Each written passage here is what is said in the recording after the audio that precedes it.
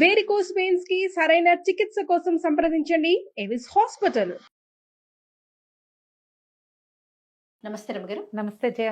రమగారు, మాఘమాసం యొక్క విశిష్టత. మాఘం వచ్చేస్తుంది అండి. ఇంకా పెళ్లిళ్ళు శుభకార్యాలు మొదలైపోతాయి.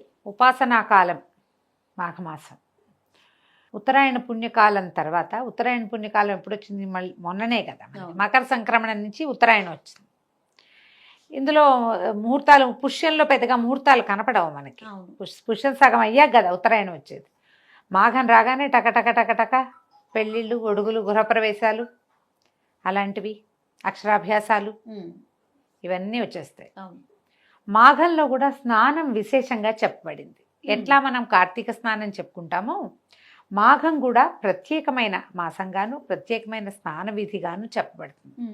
మాఘంలో చేసే సముద్ర స్నానం చాలా విశేషం. మాఘ పౌర్ణమిని మహామాఘి అంటారు. ఆ మహామాఘిలో సముద్ర స్నానం చేస్తే చాలా నెగిటివ్ ఫోర్సెస్ వదిలేస్తాయట మనని, అలా చెప్తారు, చెప్పబడుతుంది. పురాతన కాలంలో విధానమే.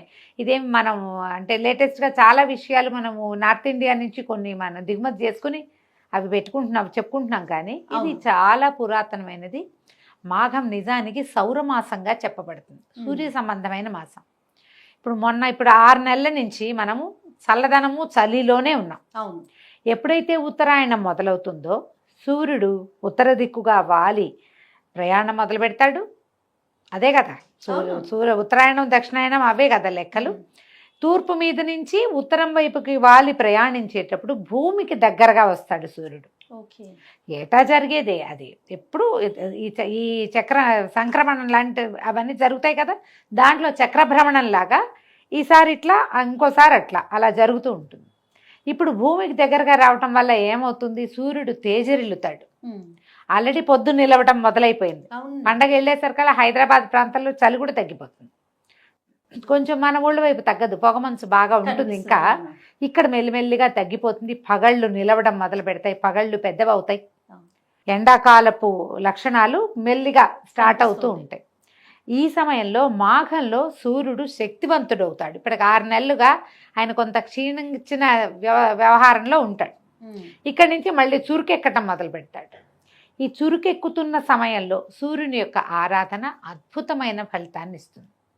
ఇది ఆరోగ్యానికి, స్కిన్కి ప్రధానంగా చాలా మంచిది.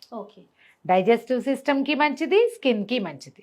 దీంతో పాటుగా గ్రహస్థితులలో కొంత మార్పు రావడానికి కూడా మంచి అవకాశాన్ని ఇస్తుంది మాఘం. మామూలుగా మనకి ఒక జ్యోతిష్ శాస్త్రం ప్రకారం, పెద్ద విషయాలు నాకు కూడా తెలీదు, పెద్దవాళ్ళు చెప్పే వాక్యాలు, రవి బాగుండకపోతే మన జాతకంలో మనకి గవర్నమెంట్తో సమస్యలు వస్తాయి. గవర్నమెంట్ ప్రాబ్లమ్స్ అంటే 100 రావచ్చు, చాలా రావచ్చు కదా. మన ఇన్కమ్ ట్యాక్స్ వ్యవహారాలని కానీ, ఏదైనా ఒక బిల్ పాస్ అవ్వటం కానీ, అవి ఇబ్బందులు అవి జరగవు, అవి ఇబ్బందులుగా ఉంటాయి. నాన్నగారి పెన్షను, అమ్మగారి పెన్షను, అవన్నీ స్లో అయిపోతాయి, ఆగిపోవచ్చు, స్లో అయిపోవచ్చు. రవి బాగుంటే ప్రభుత్వానికి సంబంధించిన అన్ని కార్యకలాపాలు మన జాతక రీత్యా బెటర్ అవుతాయి. కాదు కాబట్టి ప్రతి వాళ్ళు తప్పకుండా రవిని ఆరాధించుకోవాల్సిన సమయము, ఆరాధించుకోగలిగినది సులువు. ఎందుకంటే ప్రసన్నుడుగా ఉంటాడు, ఇప్పుడే వేడెక్కుతూ ఉంటాడు. అందుకని ఈ మాఘంలో గనక అన్ని రోజులు సూర్యోదయం అవగానే స్నానం చేసి ఆ పైకి లేస్తున్న బింబాన్ని చూసి నమస్కారం చేసుకున్నా, మనం తూర్పు తిరిగి దండం పెట్టు అంటావా, ఆ దండం పెట్టండి. అది మీకు శారీరక ఆరోగ్యాన్ని బాగు చేస్తుంది, మానసికమైన ప్రశాంతతనిస్తుంది. గ్రహస్థితులలో రవి సంబంధితమైన ఏవైనా చిన్న పొన్న కొన్ని ఇబ్బందులు ఉంటే సగానికి పైగా సమస్యల్ని తీరుస్తుంది. ఇది చెప్పబడింది. దీంతో పాటు ఏం చేయొచ్చు? రవికి ఎర్రటి పాత్రలో రాగి, రవికి సంబంధించిన, సూర్యుడికి సంబంధించిన లోహంగా చెప్తారు. చక్కగా బాగా శుభ్రంగా తోమి, మచలమచలుగా, మకిలిగా, నల్లగా, దౌర్భాగ్యంగా ఏడ్చిన దాంతో చేయబోకండి. చిట్టి చెంబు, బుజ్జి గ్లాస్ అయినా పర్వాలేదు, చక్కగా తోమండి ప్రతిరోజు. ఆ ఎర్రటి పాత్రతోటి కుదిరితే 2 గులాబీ రేకులు, 2 ఎర్రగన్నేరు పువ్వులో కూడా వేసుకోవచ్చు, మీ ఓపిక. అందులో నీళ్లు తీసి సూర్యుడికి చూపించి ఆ నీళ్ళు ఆయనకి వదిలిపెట్టండి. సూర్యుడికి అర్ఘ్యం ఇస్తాం ప్రతిరోజు. ఇది మీకు రవి సంబంధితమైన బాధలని నుంచి విముక్తి కలిగిస్తుంది.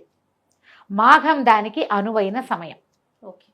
ఈ మొత్తం మాఘమాసంలో మనకి పర్వదినాలు విశేషంగా చెప్పబడ్డాయి. మార్గశిరంలో గురువారాలు చెప్పినట్టుగా మాఘంలో రవివారాలు చెప్పారు. ఆదివారాలు, మాఘపు ఆదివారాలు విశేషమైన రోజులు. మాఘంలో ప్రత్యేకంగా మనం సూర్యారాధన చేసేది మన రథ సప్తమి. ఆనాడు సూర్యుడు పూర్తిగా ఉత్తర దిక్కుకి వెళ్ళిపోతాడు. ఇప్పుడు ఉత్తరం వైపుకి ఇట్లా ఇట్లా ఇట్లా ఇట్లా వాళ్తున్నాడు, కరెక్ట్గా ఫిక్స్ అవుతాడు. కరెక్ట్గా ఉత్తరం వైపుకి ఫిక్స్ అవుతాడు. ఆ రోజు నుంచి పూర్తిగా అక్కడి నుంచే నడవటం మొదలు పెడతాడు. ఎండాకాలం ఎక్కటం మొదలు పెడుతుంది. దీని రోజున రథసప్తమి రోజున పాలు పొంగించడం తెలుగునాట ఒక ఆచారంగా ఉంది. సూర్యుడికి పాలు పొంగించాలంటే ఆవు పిడకల దాలి మీద, ఆవు పిడకలతో వెలిగించిన కుంపటి మీద చేస్తే ప్రశస్తంగా చెప్పబడింది. మీ అవకాశాలను బట్టి చేసుకోండి. పొయ్యి మీద, మామూలు స్టవ్ మీదైనా, కట్టెల పొయ్యి మీదో, పొయ్యి మీదో, లేదా కుంపట్లోనో పిడకల దాలి వేసి, అవి ఆవు పిడకలు ఎప్పటివి, మొన్న మనం గొబ్బి పిడకలు కొట్టేంది కదా, ఎప్పుడు ధనుర్మాసంలో ఆ పిడకలు 4 ఉంచుకుని ఈ రోజున ఇది చేసుకోవటానికి మంచిది. అవకాశం ఉంటే చెయ్యండి. పాలు పొంగించడం, ఈ పాలని 3 సార్లు పైకి పొంగనివ్వాలి. పాలు పొంగుతూ ఉండగా కాసిన బియ్యాన్ని నేతితోటి కొద్దిగా తడిపి పక్కన పెట్టుకుని ఆ బియ్యం వేయటం, మళ్ళీ ఇంకోసారి పొంగొస్తుంది, మళ్ళీ కాసిన బియ్యం వేయటం. ఇట్లా ఒక గుప్పెడు బియ్యాన్ని ఒక 30 లీటర్ పాలు పెడితే సరిపోతుంది, గుప్పెడే బియ్యం అంతే. ఇది ఉడికిన తర్వాత చిక్కుడుకాయలతోటి ఆరాధన చేసుకుంటాం. ఇది మనం సూర్యుడికి సమర్పించటం. ఇదే విధానాన్ని మన మిగిలిన ఆదివారాల్లో కూడా ఆవు పాలు పొంగించడం. ఆవు పాలు చాలా శ్రేష్టం. మీ అవకాశాన్ని బట్టి చేసుకోవచ్చు. అయితే మాఘంలో మొత్తం నెల రోజులు నియమం తప్పకుండా మీరు చేయగలిగింది సూర్యారాధన. ఒకటి స్నానము, మాఘ స్నానము, మాఘ పురాణ శ్రవణము. అది మనం చెప్పున్నాం, ఛానల్లో ఉంది, వేస్తారు మన వాళ్ళు పొద్దున్నే. పురాణ శ్రవణము, తర్వాత సూర్య దర్శనము. ఆదివారాలు వీటిని ఏవైనా అవకాశం ఉంటే జరుపుకోవటము. అయితే ఈ మాఘంలో కొంచెం ప్రత్యేకంగా చెప్పబడిన విధానాలు ఇంకా 1-2 ఉన్నాయి. ఏమేమి వస్తాయి మనకి? వసంత పంచమి ఒకటి విశేషం. అవును, సరస్వతీదేవి యొక్క పుట్టినరోజు. ఈ వసంత పంచమి నాడు విశేషంగా శాస్త్రము అవి చదువుకోవచ్చు, కొత్త పుస్తకాలు మొదలు పెట్టచ్చు, పిల్లలకి అక్షరాభ్యాసాలు చేసుకోవచ్చు. లక్షణంగా మీరు ఏమి ఇంకా తిథి వారవర్జం ఏం చూడక్కర్ల, పిల్లల నక్షత్రాలు సరిపెట్టాల్సిన పని లేదు. ఒకవేళ మీ గురువుగారు, పురోహితులు ఎవరైనా అబ్బాయి అలా పనికిరాదండి, మనం పిల్లల నక్షత్రాన్ని బట్టే మనం ముహూర్తం పెట్టుకోవాలండి, మీరు ముహూర్త నిర్ణయం చేసుకుని ఉండుంటే ముహూర్తం ప్రకారం వెళ్ళండి. అలాంటి నిర్ణయం ఏమీ లేదు. ఏదైనా ఒక మంచి రోజు చేయదలుచుకుంటే కనుక వసంత పంచమంత మంచి రోజు ఇంకొకటి లేదు. చక్కగా ఆ రోజు అక్షరాభ్యాసం చేసేయండి. పిల్లల్ని కూర్చోబెట్టి కాసేపు చదివించండి. మీరు కూడా లక్షణంగా కాసేపు కూర్చుని చదువుకోండి. సరస్వతి ఆరాధనకి చాలా మంచి రోజు.